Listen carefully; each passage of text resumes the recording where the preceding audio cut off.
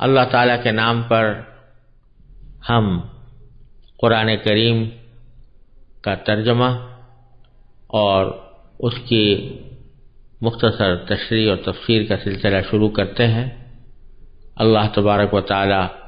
اپنے فضل و کرم سے، اپنی رحمت سے اس کو اپنی رضا اور خوشنودی کے مطابق انجام دینے کی توفیق عطا فرمائے اور اس کو ہم سب کے لیے نافع اور مفید بنائے۔ اعوذ باللہ من الشیطان الرجیم، بسم اللہ الرحمن الرحیم، الحمد للہ رب العالمین، الرحمن الرحیم، مالک یوم الدین، ایاک نعبد و ایاک نستعین، اہدنا الصراط المستقیم، صراط الذین انعمت علیہم غیر المغضوب علیہم ولا الضالین۔ شروع اللہ کے نام سے جو سب پر مہربان ہے، بہت مہربان ہے۔ تمام تعریفیں اللہ کی ہیں جو تمام جہانوں کا پروردگار ہے، جو سب پر مہربان، بہت مہربان ہے، جو روز جزا کا مالک ہے۔ اے اللہ، ہم تیری ہی عبادت کرتے ہیں اور تجھی سے مدد مانگتے ہیں۔ ہمیں سیدھے راستے کی ہدایت عطا فرما، ان لوگوں کے راستے کی جن پر تو نے انعام کیا ہے، نہ کہ ان لوگوں کے راستے کی جن پر غضب نازل ہوا ہے، اور نہ ان کے راستے کی جو پھٹکے ہوئے۔ یہ سورہ فاتحہ ہے اور اس کی 7 آیتوں کا ترجمہ ابھی آپ کے سامنے پیش کیا گیا۔ آپ نے ہمیشہ دیکھا ہوگا کہ قرآن کریم کی تلاوت کا ایک ادب یہ ہے کہ قرآن کریم کی تلاوت کرنے سے پہلے اعوذ باللہ من الشیطان الرجیم اور پھر بسم اللہ الرحمن الرحیم پڑھا جاتا ہے، اور اس وقت بھی ہم نے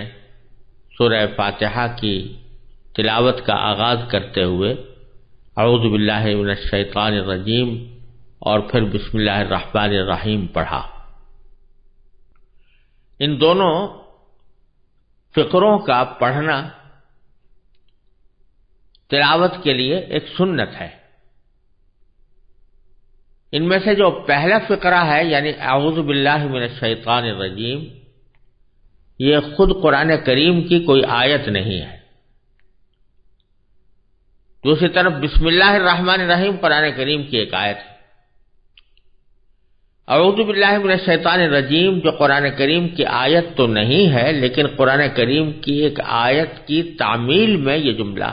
پڑھا جاتا ہے، کیونکہ سورہ نحل میں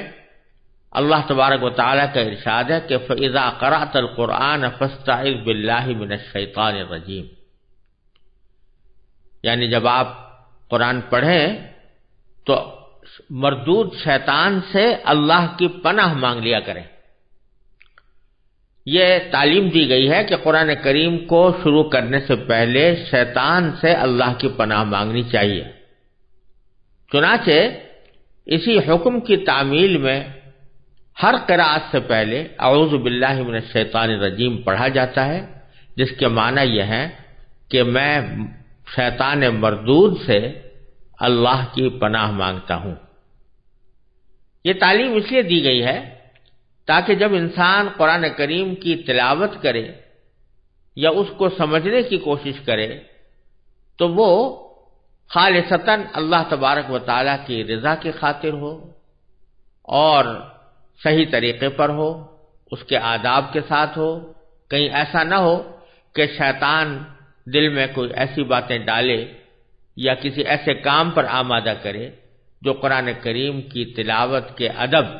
اور قرآن کریم کی حرمت کے منافی ہوں اور قرآن کریم کے صحیح مفہوم کو سمجھنے میں دشواری پیدا کرے۔ اس لیے یہ تعلیم دی گئی ہے کہ اعوذ باللہ من الشیطان الرجیم پڑھ کر قرآن کریم کی تلاوت کا آغاز کیا کرو۔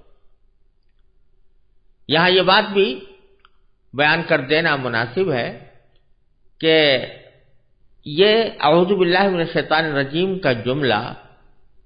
یہ خاص طور پر قرآن کریم کی تلاوت سے پہلے پڑھنے کے لیے سنت قرار دیا گیا ہے۔ دوسرے کسی مقام پر ایسا پڑھنا سنت نہیں، جیسے بعض لوگ تقریر کے شروع میں اعوذ باللہ من الشیطان الرجیم پڑھ کر تقریر شروع کرتے ہیں، تو یہ سنت نہیں، اگرچہ جائز ہے،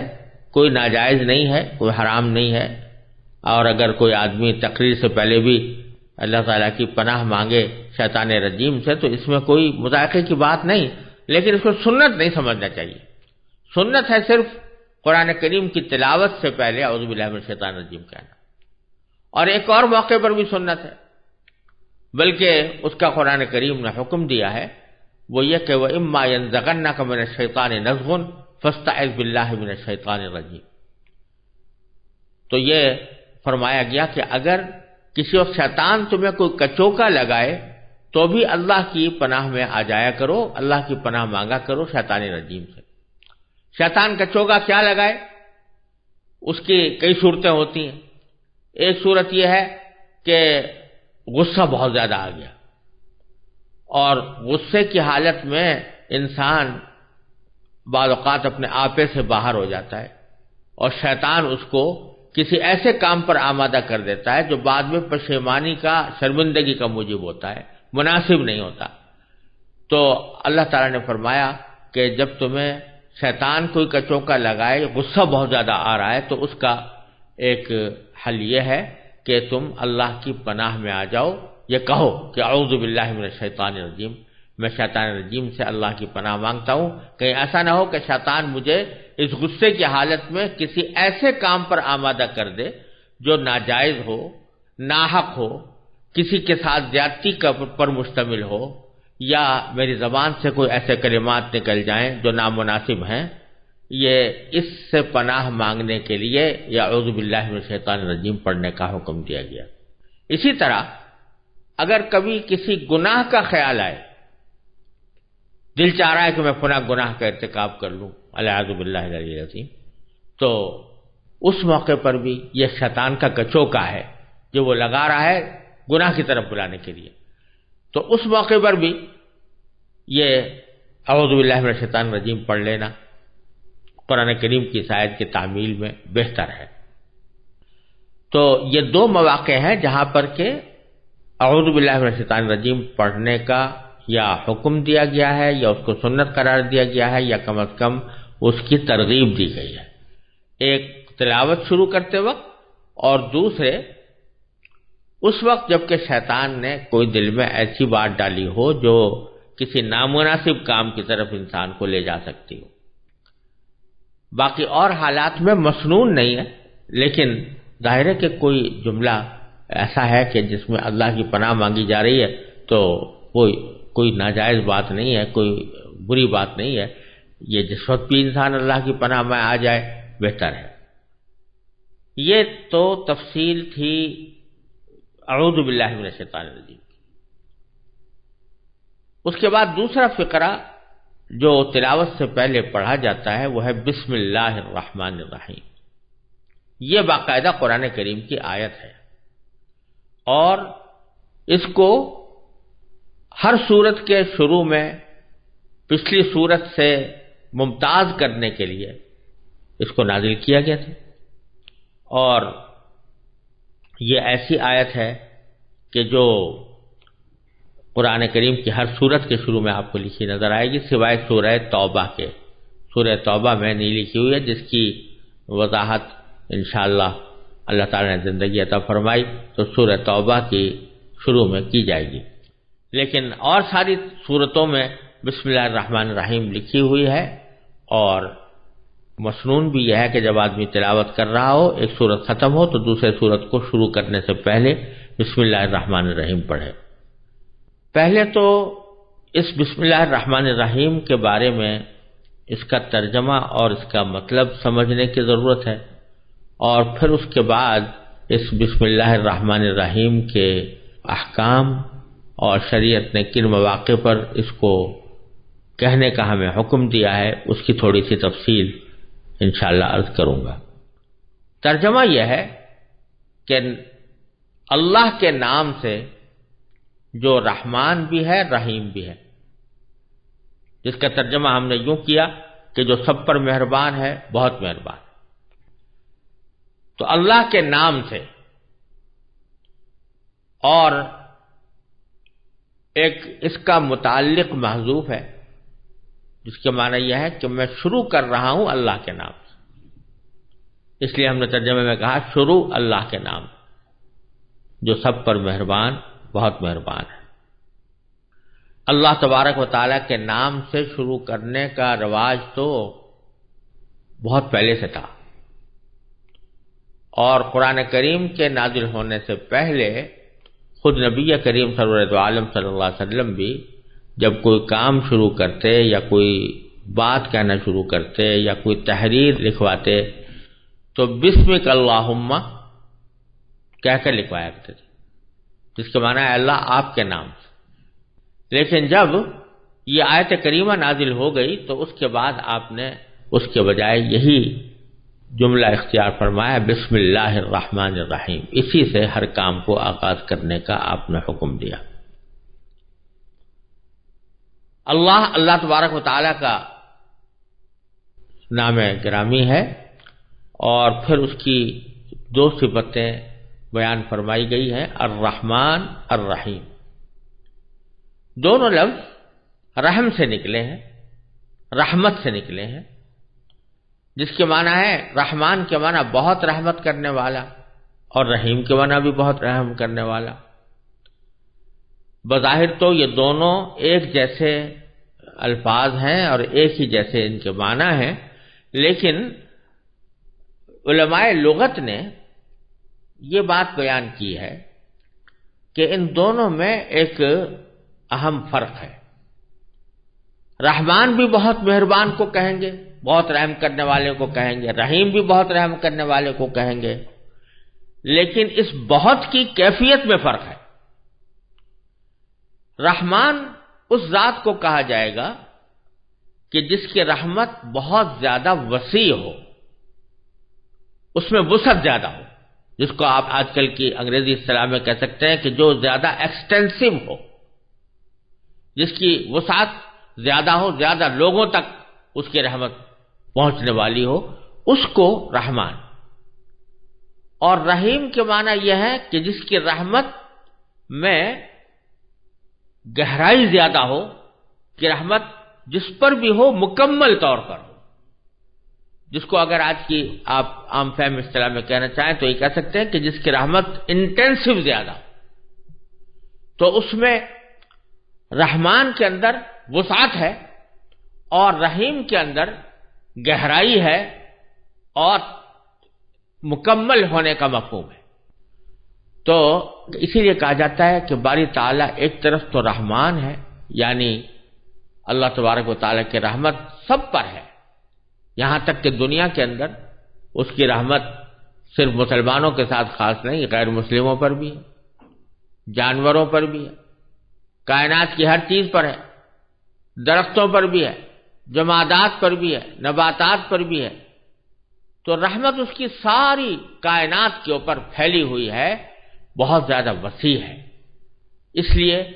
رحمان کا ترجمہ ہم نے یہ کیا جو سب پر مہربان ہے، یعنی اس کی رحمت سب کو شامل ہے، بہت پھیلی ہوئی ہے، وسعت رکھتی ہے، بہت ایکسٹینسو ہے۔ اور رحیم کا مطلب یہ کہ رحمت کامل ہے، مکمل ہے، انٹینسو ہے، اس میں گہرائی ہے، جس پر بھی ہے وہ تکمیل کے ساتھ ہے، پورے طور پر ہے، اس میں کوئی نقص نہیں، اس میں کوئی کمی نہیں۔ اسی لیے ہم نے اس کا ترجمہ بہت مہربان سے کیا۔ تو اب آیت کا ترجمہ یہ ہوا کہ شروع اللہ کے نام سے جو سب پر مہربان ہے، بہت مہربان ہے، سب پر مہربان رحمان اور بہت مہربان رحیم۔ ایک فرق تو ان دونوں میں یہ ہے۔ دوسرا فرق یہ ہے کہ رحمان کا جو لفظ ہے وہ صرف اللہ تبارک و تعالیٰ کے ساتھ خاص ہے۔ اللہ تعالیٰ کے علاوہ کسی بھی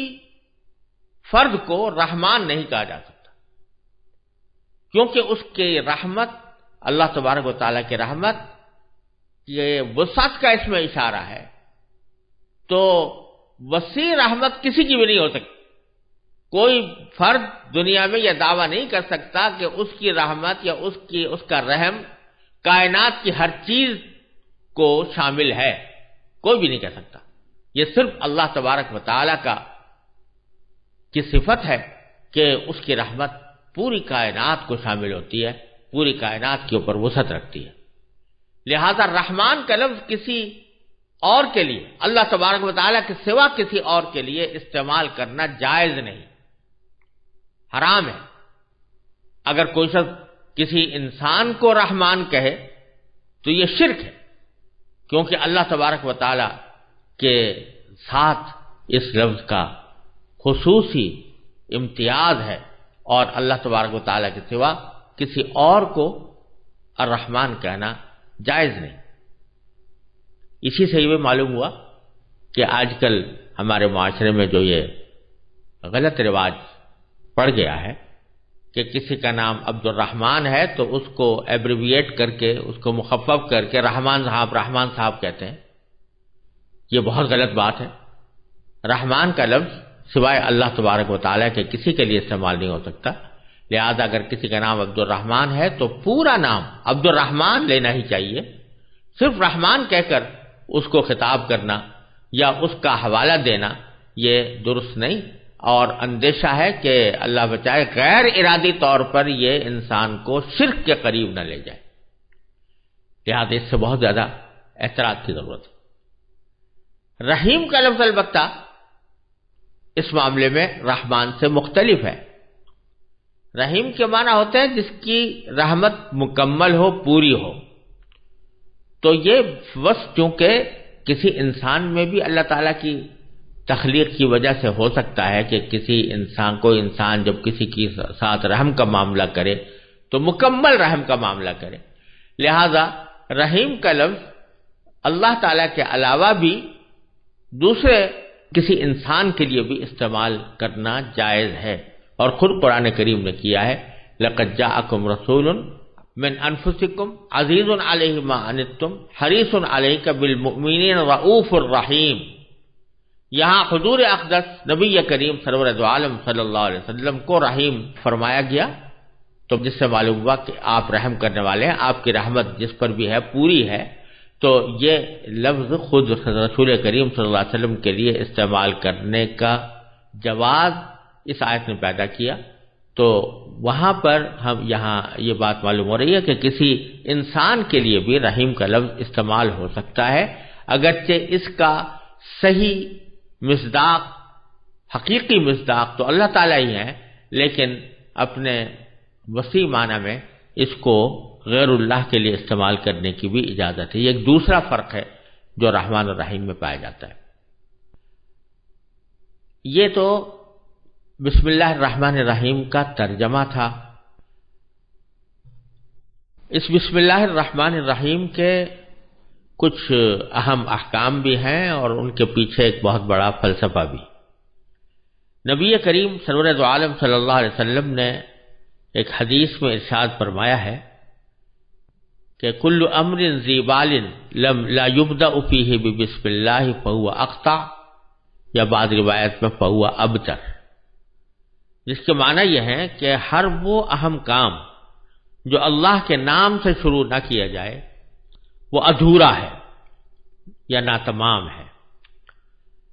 چنانچہ رسول کریم سرور دو عالم صلی اللہ علیہ وسلم نے ہر اہم کام کو بسم اللہ الرحمن الرحیم سے شروع کرنے کی تاکید فرمائی، یہاں تک کہ کھانا کھاتے وقت، پانی پیتے وقت، سواری پر سوار ہوتے وقت، کوئی خط یا تحریر لکھتے وقت، غرض ہر قابل ذکر مشغلے کے شروع میں آپ بسم اللہ الرحمن الرحیم پڑھا کرتے تھے۔ بظاہر تو یہ ایک مختصر سا عمل ہے جسے بعض اوقات ایک رسمی سی کارروائی سمجھ کر لوگ نظر انداز کر دیتے ہیں، لیکن حقیقت میں یہ کوئی رسم نہیں، بلکہ اس سے ایک بہت بنیادی فکر کی آبیاری مقصود ہے۔ یہ ایک ایسی اہم حقیقت کا اعتراف ہے جس کو پیش نظر رکھنے سے زندگی کے تمام مسائل کے بارے میں انسان کا پورا نقطہ نظر اور معاملات طے کرنے کے لیے اس کی پوری اپروچ ہی بدل جاتی ہے، کیونکہ یہ اس بات کا اعلان ہے کہ اس کائنات کا کوئی ذرہ اللہ تعالیٰ کے حکم اور اس کی مشیت کے بغیر حرکت نہیں کر سکتا۔ انسان کو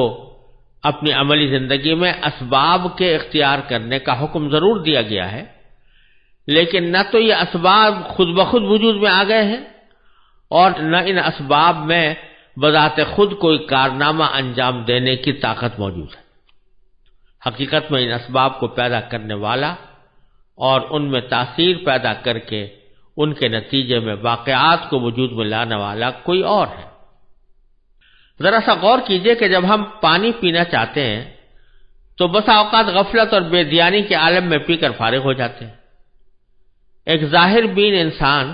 زیادہ سے زیادہ اتنا سوچ لیتا ہے کہ اسے پانی کہاں سے حاصل ہوا، کس کنویں سے یا دریا سے یا جھیل سے، اور انسان کی پیاس بجھانے کے لیے اللہ تعالیٰ کی قدرت کاملہ نے کائنات کی کتنی قوتیں اس کی خدمت میں لگا رکھی ہیں اور اس کے لیے کیسا عجیب و غریب نظام بنایا ہوا ہے، اس کا دھیان بہت کم لوگوں کو آتا ہے۔ اللہ تعالیٰ نے پانی کا عظیم الشان ذخیرہ سمندروں کی شکل میں محفوظ فرمایا اور اسے سڑنے سے بچانے کے لیے اول تو اسے نمکین بنا دیا ہے اور دوسری طرف اسے ہر دم اس طرح رواں دواں رکھا ہے کہ اس کی موجیں حرکت اور بےتابی کی علامت بن گئی، اور باوجود کہ اس میں روزانہ ہزارہ جانور مرتے ہیں لیکن یہ پانی کبھی سڑتا نہیں۔ لیکن انسان کے لیے پانی کے اس عظیم الشان ذخیرے سے براہ راست فائدہ اٹھانا ممکن نہیں تھا، اس لیے کہ اول تو اس میں پانی کی کڑواہٹ ہی ایسی تھی کہ اسے انسان پی نہیں سکتا تھا، دوسرے اس پانی کا حصول صرف آس پاس بسنے والوں کے لیے ہی ممکن تھا، دور رہنے والے اس سے فائدہ نہیں اٹھا سکتے۔ اس کے لیے اللہ تبارک و تعالی نے ایک طرف سمندر سے مانسون اٹھا کر اس میں ایک ایسا خودکار پلانٹ نصب کر دیا جس کے ذریعے سمندر کے کڑوے پانی کو میٹھا کرنے کا حیرت انگیز نظام کسی انسانی محنت یا مالی خرچ کے بغیر مسلسل جاری ہے۔ دوسری طرف اس مانسون کو بادلوں کی شکل دے کر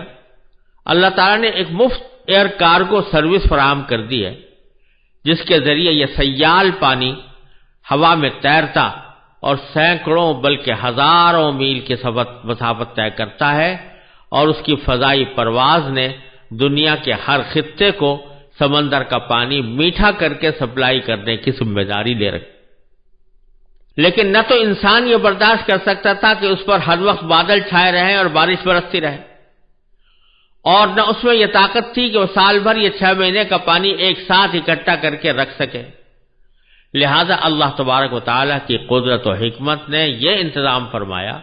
کہ بادلوں کا یہ پانی پہاڑوں پر برسا کر اس کے منجمد ذخیرے برف کی شکل میں محفوظ فرما دیے۔ پانی کا یہ دل فریب کولڈ سٹوریج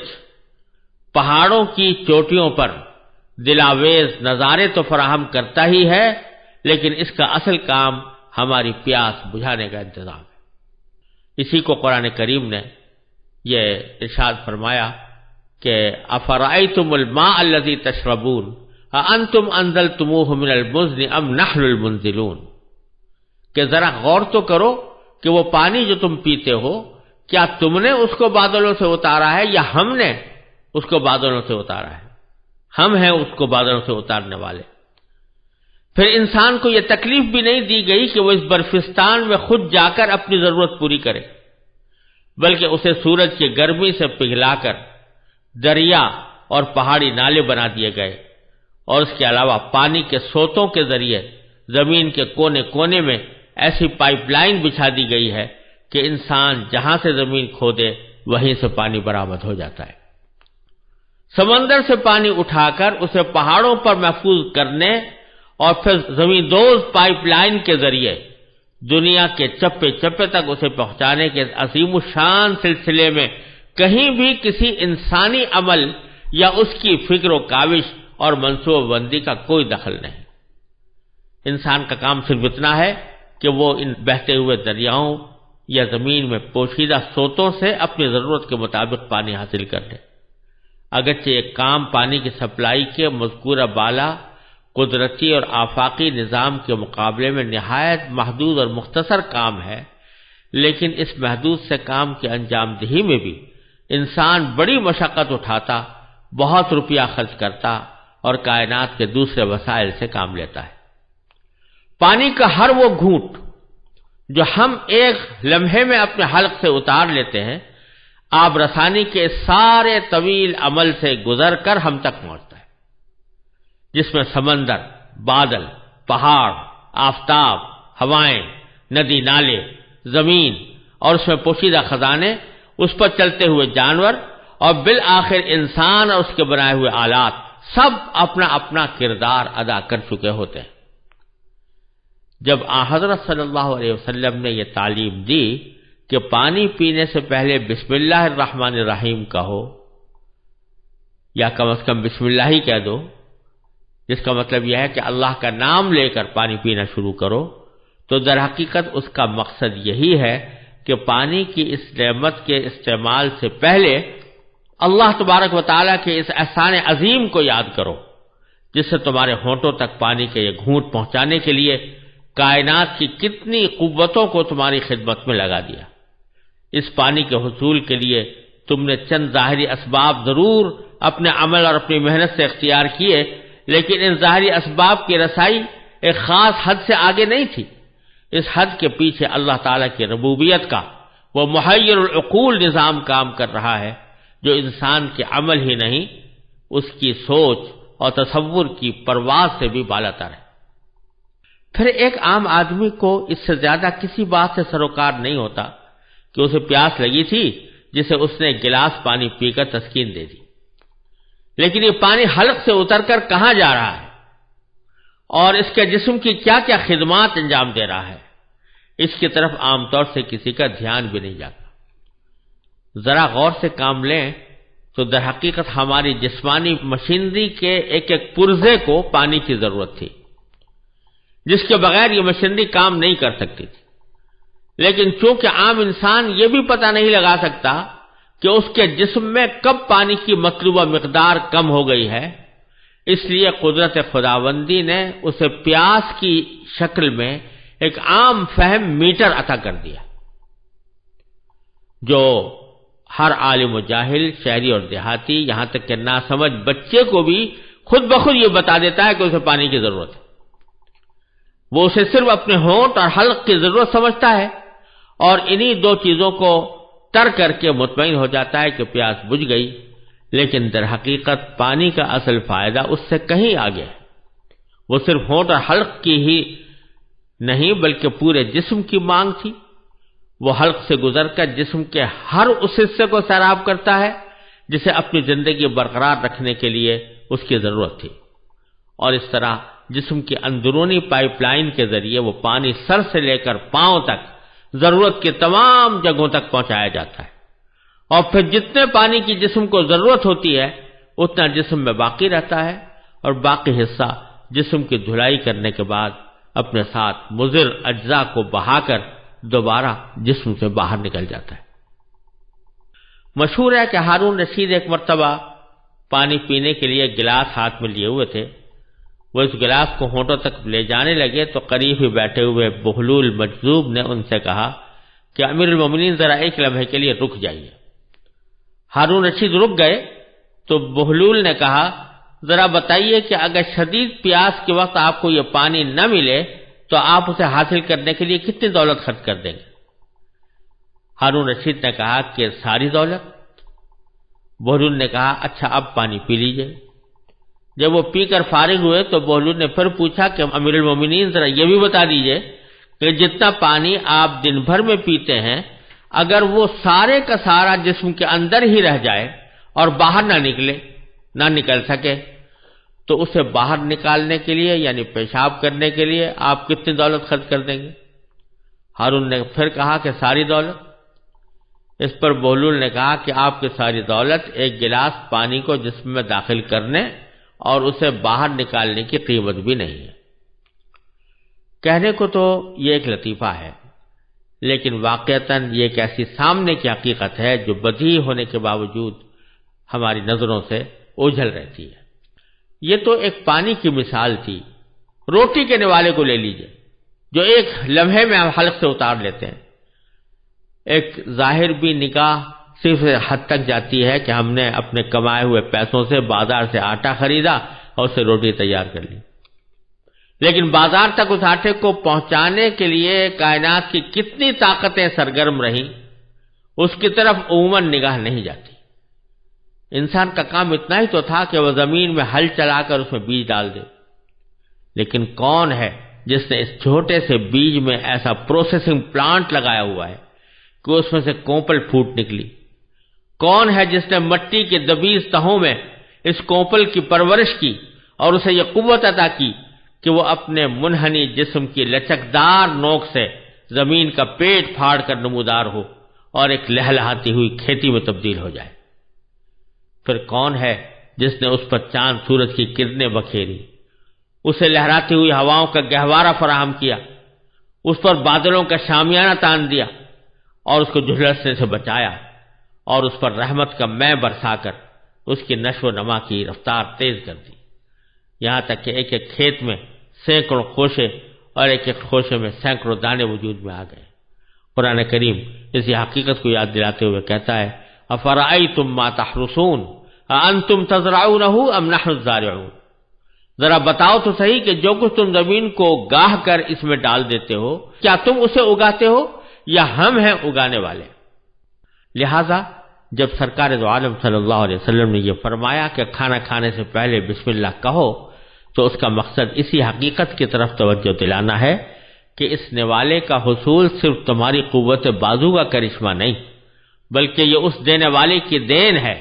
جس نے اسے تم تک پہنچانے کے لیے کائنات کی عظیم طاقتوں کو تمہارے لیے رام کر دیا ہے۔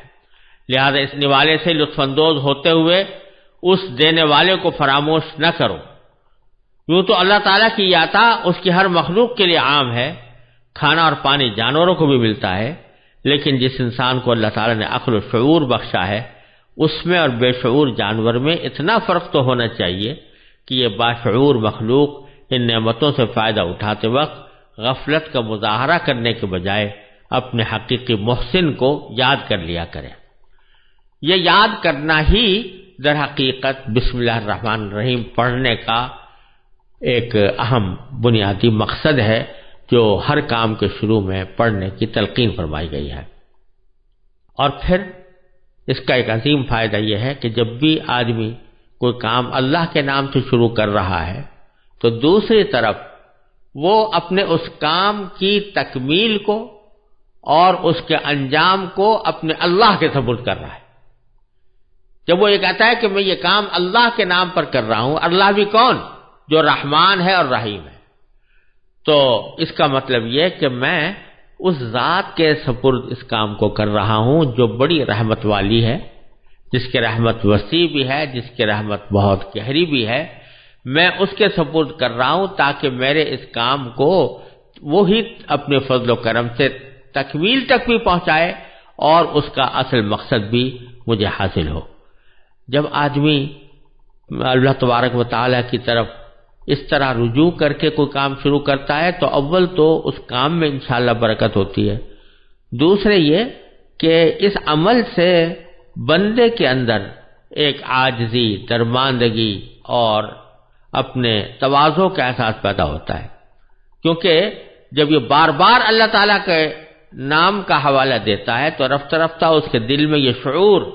جڑ پکڑ لیتا ہے کہ وہ اس دنیا میں خالق اور مالک بن کر نہیں آیا بلکہ مخلوق اور اپنے مالک کا بندہ بن کر آیا ہے۔ یہ بندگی کا احساس اس کے دل میں تواضع، عاجزی، ہمدردی اور غمگساری پیدا کرتا ہے، اور فرعونیت، تکبر اور رعونت کے رذیل جذبات سے اس کی حفاظت کرتا ہے۔ لہذا اس بسم اللہ الرحمن الرحیم کو پڑھنے کا جو ایک سبق دیا گیا ہے یہ اپنے پیچھے حکمتوں کا ایک جہان رکھتا ہے، اور اسی لیے نبی کریم صلی اللہ علیہ وسلم نے فرمایا کہ اپنے ہر کام کا آغاز بسم اللہ الرحمن الرحیم سے کرو، اور اللہ تبارک و تعالی نے بھی اپنی کتاب مجید کا آغاز بسم اللہ الرحمن الرحیم سے کر کے اس بات کا سبق دے دیا کہ جب ہم بسم اللہ الرحمن الرحیم کہہ کر آغاز کر رہے ہیں جبکہ ہم ہر قسم کی حاجت سے بے نیاز ہیں، تو یہ تمہیں تعلیم دی جا رہی ہے کہ تم اپنے کاموں کو اللہ کے نام سے شروع